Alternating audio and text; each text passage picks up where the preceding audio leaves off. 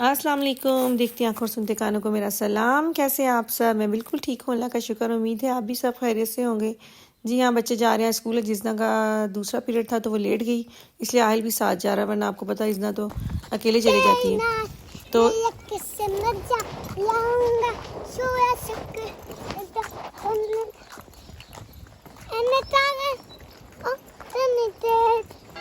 सुना आपने इसका गाना? ये सारा दिन ना गाने गाता रहता है, कभी डॉन वाला, कभी कोई, मतलब इसके मुंह पे हर वक्त गाना है, और वो भी अपने ही इसके लिरिक्स होते हैं।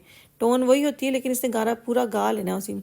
अब इसको मिल गई थी एक किरशे, तो वो लेके ना ये पीछे रह गया, और इजना का टाइम हो गया था। मैंने उसको कहा आप जल्दी निकलो क्योंकि आपका टाइम पूरा हो गया। वो बेचारी अब तेज़ तेज़ भाग रही थी। अच्छा, ये ना दोनों मेरे बलूंगड़े हैं।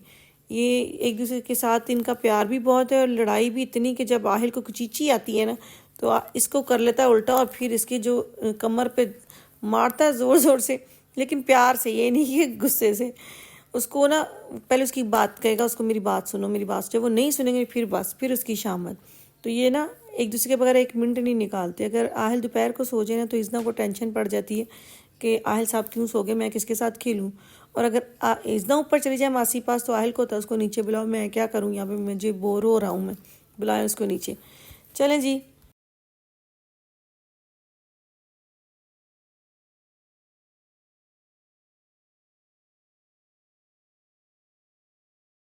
बच्चे चले गए थे स्कूल और मैं आजकल घर हूँ, तो फिर मैं कोई ओखी ओखी डिशें शुरू कर देती हूँ बनाना। तो आज मैं कीमा लेके आई हुई थी फ्रेश।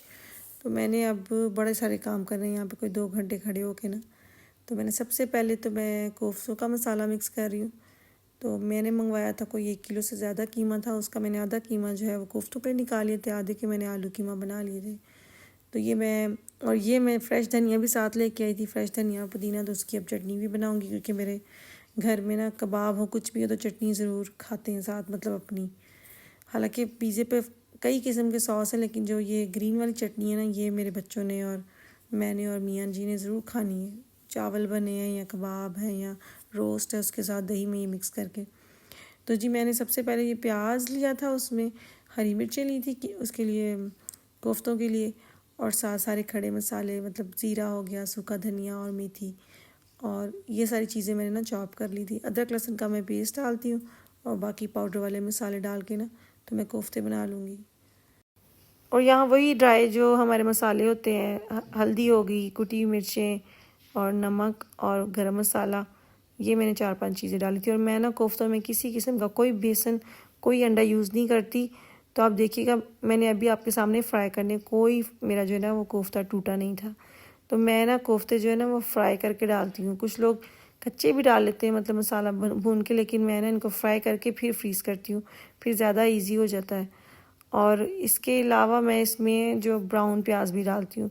ये बाजी ने मुझे बताया था, मेरी बड़ी सिस्टर ने। तो वो तो अलग से प्याज ब्राउन करके उसमें ऑयल में फिर डालती। मेरे पास तो जो ब्राउन प्याज है क्रिस्पी वाले, मैं वही डाल के, और मैंने इन सबको मिक्स कर लिया था।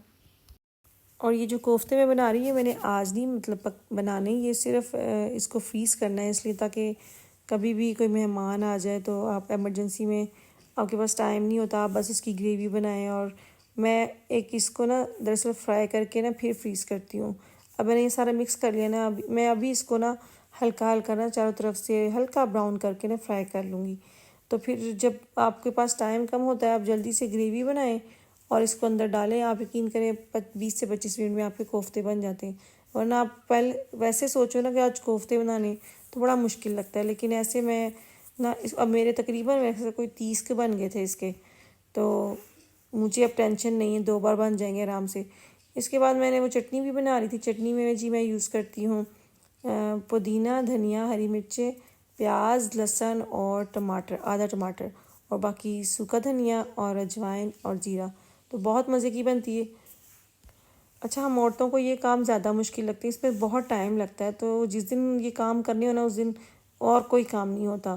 तो ये अदरक लहसुन का पेस्ट हो गया और ये वाली चटनी हो गई, तो ये ना बहुत टाइम लेते हैं। पहले आप इनको छीलो, फिर उसमें काफ़ी टाइम लग जाता है। और ये सारा धनिया ना साफ़ करके, मुझे था कि ख़राब ना हो जाए, फ्रीज़ मेरे पास पहले भी धनिया पड़ा हुआ एक पैकेट पूरा फुल। तो ये मैं कह रही थी कि अब फ्रेश है तो चलो इसकी चटनी बना लेती हूँ। कुछ मैंने अब जार में डाल दिए ना, तो अब मैं इसको शाम को क्यूब्स में डाल के, अभी मेरी ना बिल्कुल जगह नहीं है मेरी फ्रीज़र में, तो इसलिए मैंने इसको जार में डाल दिया। बाद में थोड़ी सी स्पेस बनती है फिर मैं इसको फ्रीज़ करूँगी। यहाँ मैंने पारसा को आवाज़ दी थी कि आप मेरे साथ थोड़ी हेल्प करा दो, क्योंकि मैं थक गई थी। खाना भी मैंने बना लिया था, कीमा भी रेडी हो गया था मेरा।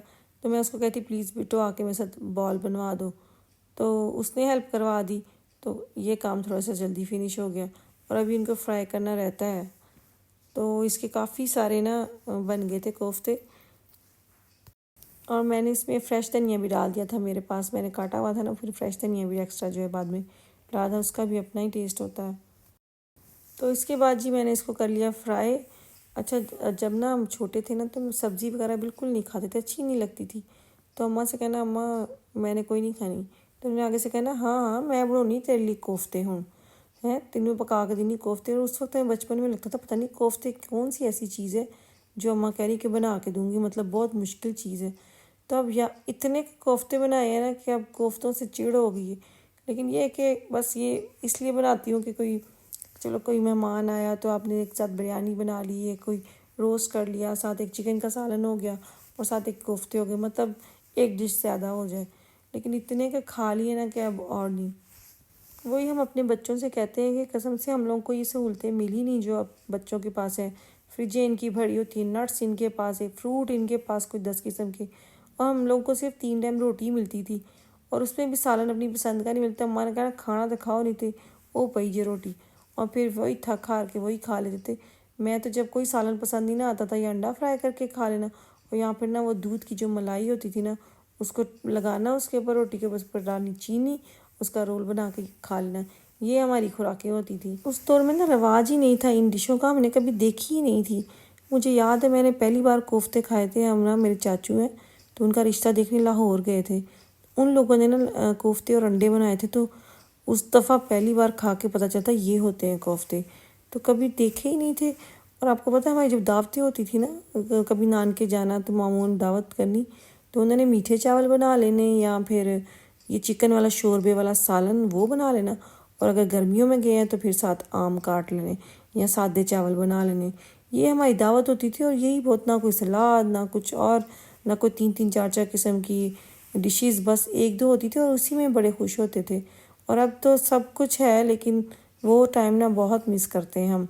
इतना हमारा बड़ा ख़ानदान था, ददियाल का भी ननियाल का भी, बहुत अच्छा टाइम था। अब वो चीज़ें हैं ही नहीं ना। अब हर चीज़ जो उस वक्त नहीं थी है इस वक्त है वो, लेकिन उसका वो मज़ा नहीं है। काश वो टाइम फिर दोबारा से आ जाए। सारे घर भरे हुए थे, सारे बड़े। अब तो ना वो घर है ना वो सारे बड़े भी, सारे चले गए। और जो बच्चे थे वो पता नहीं कहाँ कहाँ दुनिया के कौन कौन से कोनों में चले गए।